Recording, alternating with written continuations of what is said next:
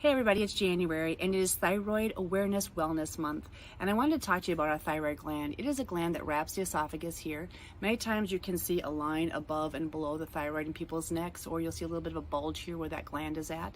Sometimes people don't have a bulge here, but they might actually have problems swallowing sometimes because it can be a little bit of a goiter that can be internal. So the thyroid gland, I always say, never acts alone. If the body's been under a lot of stress, usually the thyroid gland eventually gets nailed from extended stress. And welcome to the extended stress we've all been under for the last couple of years. It's almost been 2 years, it's hard to believe, since all this started. But it does really affect this gland. I encourage you, if you work with your doctor or work with an endocrinologist and you're having your labs done, ask them to do a TSH, a T4, a T3, and preferably to get a thyroid antibody test in there.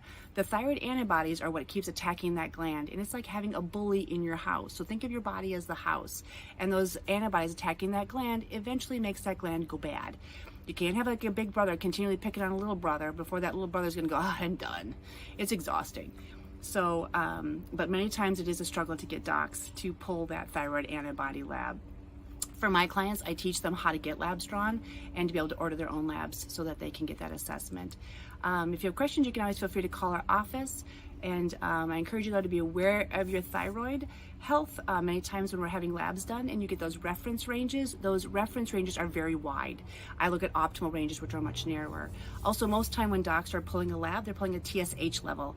A TSH level is how the pituitary in the gland looks down at that thyroid gland and sees how healthy it is.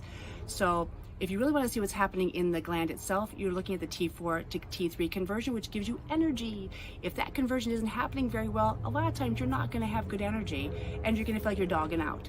Or you're going to have weight gain or mood issues or sleep issues or numerous other issues that come from this. But remember, the thyroid gland doesn't work alone. It works in conjunction with other things, and stress plays a big factor in it as well. So have questions, feel free to call our office, set up an appointment, or I can do a lab review with you. But I do encourage you, if you've been working with somebody, a doc, on your labs, to really look them over and ask them to explain them to you.